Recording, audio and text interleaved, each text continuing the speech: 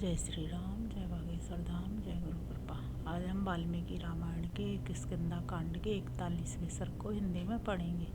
जय राम रमणम समनम भवताप भयाकुल पाहि जनम अब देश सुरेश रमेश विभो शरणागत मागत पाहि प्रभो। जय राम रमणम समनम। जय श्री राम। 41वां सर्ग हिंदी में। इस प्रकार वानरों की बहुत बड़ी सेना को पूर्व दिशा में प्रस्थापित करके सुग्रीव ने दक्षिण दिशा की ओर चुने हुए वानरों को, जो भली भांति परख लिए गए थे, भेजा। अग्निपुत्र नील, कपिवर हनुमान जी, ब्रह्मा जी के महाबली पुत्र जाम्बान, सुहोत्र, सरारी, सरगुल, गज, गवाक्ष, गवय, सुषेण, वृषभ, मैंद, द्विविद, सुषेण, गंधमादन, हुतासन के 2 पुत्र उल्कामुख और अनंग तथा अंगद आदि प्रधान प्रधान वीरों को, जो महान वेग और पराक्रम से संपन्न थे, विशेषज्ञ वानर राज सुग्रीव ने दक्षिण की ओर जाने की आज्ञा दी।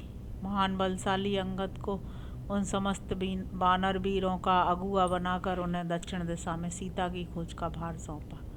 उस दिशा में जो कोई भी स्थान अत्यंत दुर्गम थे, उनका भी कपिराज सुग्रीव ने उन श्रेष्ठ वानरों को परिचय दिया।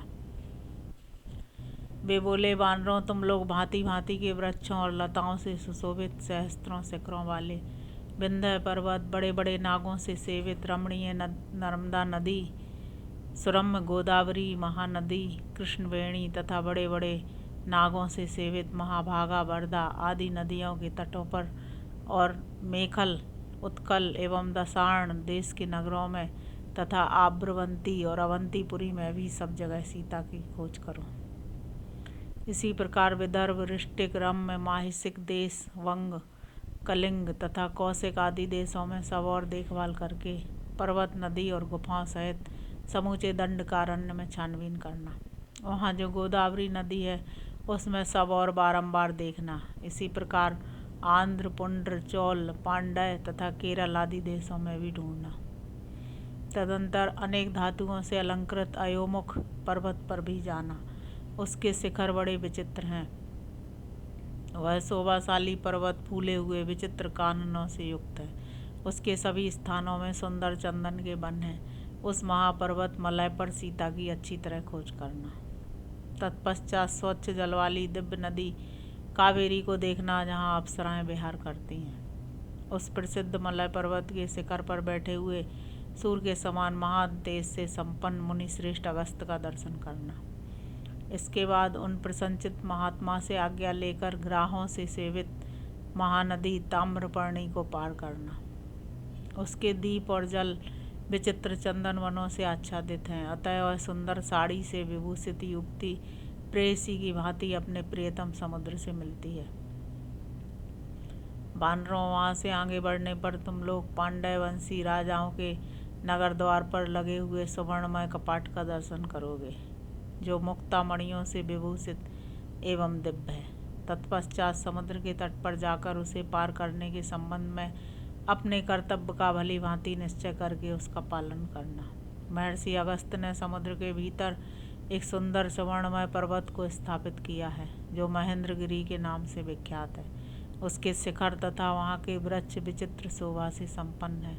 वह शोभाशाली पर्वत श्रेष्ठ समुद्र के भीतर गहराई तक घुसा हुआ है। नाना प्रकार के खिले हुए वृक्ष और लताएं उस पर्वत की शोभा बढ़ाती हैं। देवता, ऋषि, श्रेष्ठ यक्ष और अप्सराओं की उपस्थिति से उसकी शोभा और भी बढ़ जाती है। सिद्धों और चारणों के समुदाय वहाँ सब और फैले रहते हैं। इन सब के कारण महेंद्र पर्वत अत्यंत मनोरम जान पड़ता है। सहस्त्र नेत्रधारी इंद्र प्रत्येक पर्व के दिन उस पर्वत पर पदार्पण करते हैं। उस समुद्र के उस पार एक द्वीप है, जिसका विस्तार 100 योजन है। वहाँ मनुष्यों की पहुँच नहीं है। वह जो दीप्तिशाली द्वीप है, उसमें चारों ओर पूरा प्रयत्न करके तुम्हें सीता की विशेष रूप से खोज करनी चाहिए। वही देश इंद्र के समान तेजस्वी दुरात्मा राक्षस राज रावण का है, जो हमारा बद्ध निवास स्थान है। उस दक्षिण समुद्र के बीच में अंगार का नाम से प्रसिद्ध एक राक्षसी रहती है जो छाया पकड़कर ही प्राणियों को खींच लेती और उन्हें खा जाती है। उस लंका द्वीप में जो संदिग्ध स्थान है उन सब में इस तरह खोज करके जब तुम उन्हें संदेह रहित समझ लो और तुम्हारे मन का संशय निकल जाए, तब तुम लंका द्वीप को भी लांग कर आगे बढ़ जाना और अमित तेजस्वी महाराज श्री राम की पत्नी का अन्वेषण करना। लंका को लांग कर आगे बढ़ने पर 100 योजन विस्तृत समुद्र में एक पुष्पितक नाम का पर्वत है जो परम शोभा से संपन्न तथा सिद्धों और चारणों से सेवित है। वह चंद्रमा और सूर्य के समान प्रकाशमान है तथा समुद्र के जल में गहराई तक घुसा हुआ है। वह अपने विस्तृत शिखरों से आकाश में रेखा खींचता हुआ सा सुशोभित होता है। उस पर्वत का एक सुवर्णमय शिखर है जिसका प्रतिदिन सूर्यदेव सेवन करते हैं। उसी प्रकार इसका एक रजतमय श्वेत शिखर है जिसका चंद्रमा सेवन करते हैं। कृतघ्न, नृशंस और नास्तिक पुरुष उस पर्वत शिखर को नहीं देख पाते। वानरों, तुम लोग मस्तक झुकाकर उस पर्वत को प्रणाम करना और वहाँ शव और सीता को ढूंढना। उस दुर्धर्ष पर्वत को लांघकर आगे बढ़ने पर सूर्यवान नामक पर्वत मिलेगा। वहाँ जाने का मार्ग बड़ा दुर्गम है और वह पुष्पितक से 14 योजन दूर है। सूर्यवान को लांघकर जब तुम लोग आगे जाओगे तब तुम्हें वैद्युत नामक पर्वत मिलेगा। वहाँ के वृक्ष संपूर्ण मनोवांछित फलों से युक्त और सभी ऋतुओं में मनोहर शोभा से संपन्न है। वानरों और उनसे सुशोभित वैद्युत पर्वत पर उत्तम फल मूल खाकर और सेवन करने योग्य मधु पीकर तुम लोग आगे जाना। फिर कुंजर नामक पर्वत दिखाई देगा जो नेत्रों और मन को भी अत्यंत प्रिय लगने वाला है। उसके ऊपर विश्वकर्मा का बनाया हुआ महर्षि अगस्त का एक सुंदर भवन है। कुंजर पर्वत पर बना हुआ अगस्त का वह दिव्य भवन सुवर्णमय तथा नाना प्रकार के रत्नों से विभूषित है।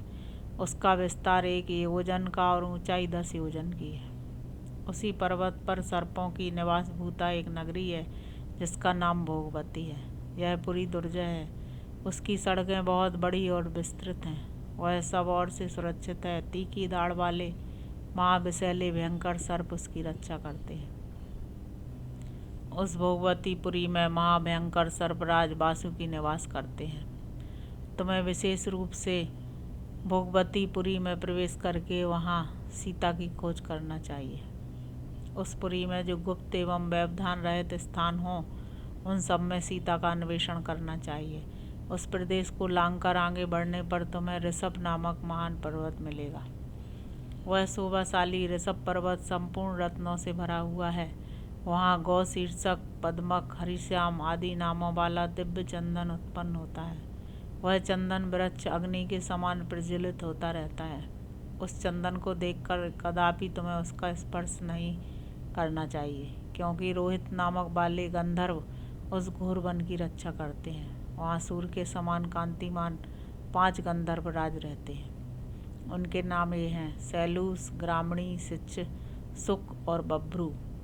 उस ऋषभ से आगे पृथ्वी की अंतिम सीमा पर सूर्य, चंद्रमा तथा अग्नि के तुल्य तेजस्वी पुण्यकर्मा पुरुषों का निवास स्थान है। अतः वहाँ दुर्धर स्वर्ग विजयी पुरुष ही वास करते हैं। उससे आगे अत्यंत भयानक पितृलोक है। वहाँ तुम लोगों को नहीं जाना चाहिए। यह भूमि यमराज की राजधानी है जो कष्टप्रद अंधकार से आच्छादित है। वीर वानर पुंगमो, बस दक्षिण दिशा में इतनी ही दूर तक तुम्हें जाना और खोजना है। उससे आगे पहुंचना असंभव है, क्योंकि उधर जंगम प्राणियों की गति नहीं है। इन सब स्थानों में अच्छी तरह देखभाल करके और भी जो स्थान अन्वेषण के योग्य दिखाई दें वहाँ भी विदेह कुमारी का पता लगाना। तदंतर तुम सबको लौट आना चाहिए। जो 1 मास पूर्ण होने पर सबसे पहले यहाँ आकर यह कहेगा कि मैंने सीता जी का दर्शन किया है, वह मेरे समान वैभव से संपन्न हो भोग्य पदार्थों का अनुभव करता हुआ सुखपूर्वक विहार करेगा। उससे बढ़कर प्रिय मेरे लिए दूसरा कोई नहीं होगा। वह मेरे लिए प्राणों से भी बढ़कर प्यारा होगा तथा अनेक बार अपराध किया हो तो भी वह मेरा बंधु होकर रहेगा। तुम सबके बल और पराक्रम असीम है। तुम विशेष गुणशाली उत्तम कुलों में उत्पन्न हुए हो। राजकुमारी सीता का जिस प्रकार भी पता मिल सके उसके अनुरूप उच्च कोटि का पुरुषार्थ आरंभ करो। इस प्रकार श्री वाल्मीकि निर्मित आर्ष रामायण आदि काव्य के किष्किंधा कांड में 41वां सर्ग पूरा हुआ। जय श्री राम, जय बागेश्वर धाम।